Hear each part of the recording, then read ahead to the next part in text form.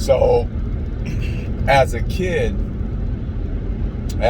growing up, my dad was one of those. He was one of those dads that talked a lot. Like he would, like almost like he didn't hear himself talking. He would talk a lot. He would talk and talk. My dad, if you got in trouble, it's a good chance you going from a whooping to a long talk. And sometimes you'd prefer just to get the whooping if you could avoid the talk. But it wasn't an option. But one thing as parents you have to be very mindful of, especially with your children, is that they have very impressionable minds. And sometimes you can make an impression on their mind and they won't ask for clarification. And so you'll say, up is up, down is down. And they'll just say, well, okay, mom and dad said up and up is down, so it is what it is. And they'll go through life with that, never really having a better understanding about what it is that you meant. Because you got to remember something. When you're conveying a message as an adult, you're conveying it from the perspective of an adult. How an adult thinks, how an adult sees things,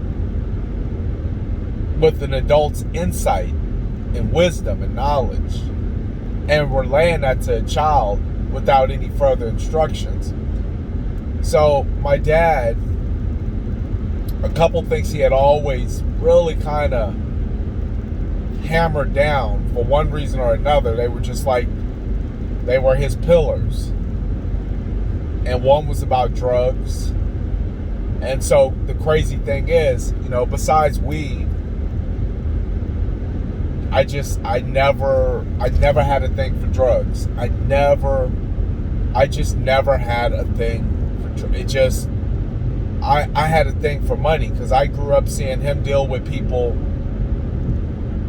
who were, car flippers, house flippers. And so he was a worker, but I would see all these other individuals who weren't employees. They were their own bosses. So I seen that.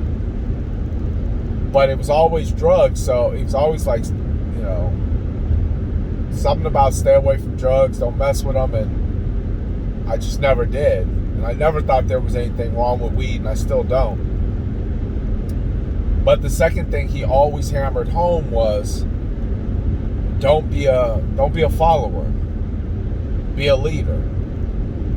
Don't be a follower, be a leader. And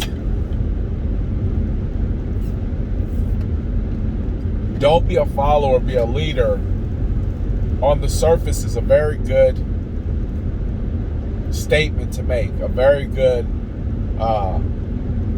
proclamation to make. It is. Because you should never be a follower. You should always be a leader. But I wish he had gave more clarification about what he meant by that. Because, again, you say something as an adult with years of wisdom and knowledge behind it, and a deeper understanding for what you mean to a child who takes everything at face value because life hasn't taught us anything at that point. Okay, you're telling us to do this, do that. Okay. We haven't learned to question it because life hasn't given us a reason to question why we should or why we should not. And the only thing that I would say about don't be a follower, be a leader, is sometimes you don't know how to lead. You don't. Like I know how to lead myself, but I need to be taught how to lead others. And they say that generals are born. They're not made. They're born. Leaders are born. People who can lead big groups of individuals, you're not just going to dig up a bunch of Martin Luther Kings, a bunch of Tupac Shakurs. You're just not going to do that. That can move people.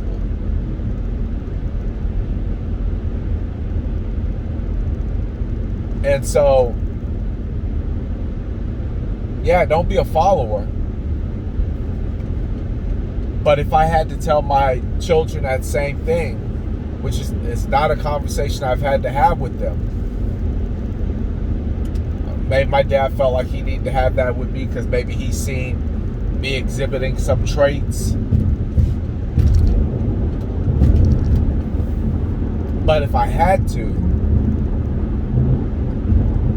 it would have to be with an explanation of don't follow anybody who you know is not going anywhere.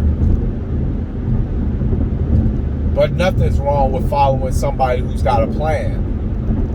Nothing's wrong with following examples of success. Nothing's wrong with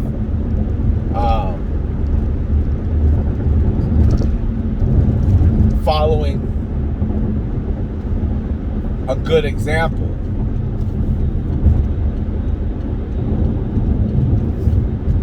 And under certain circumstances, nothing's wrong with being led. As long as your leader's not leading you wrong.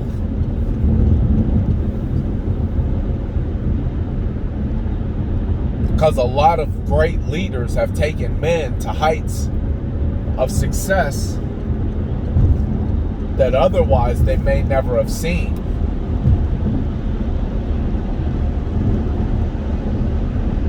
And so just my word of advice or my caution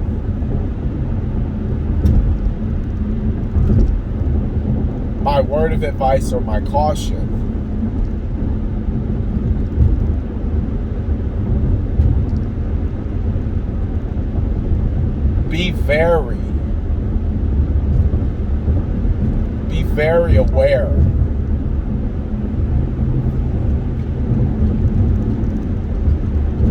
of what you say, especially to your kids. And what really kind of struck this conversation was, like, Silas, our kind of middle child, our second born, he's been, something's going on with him. And something's going on with him. I'll put it like that. And the fact is, I can't very well have a conversation with him on the same level that I would have a conversation with another adult, because he's not going to understand. So I have to tailor the conversation from an adult to a child, but a child with limited knowledge, limited understanding, limited wisdom. Because when I was talking to him yesterday, I was just like saying, yo, man, what's up? What's going on?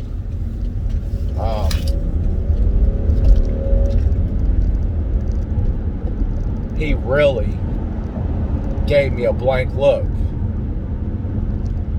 So if I had to give any advice,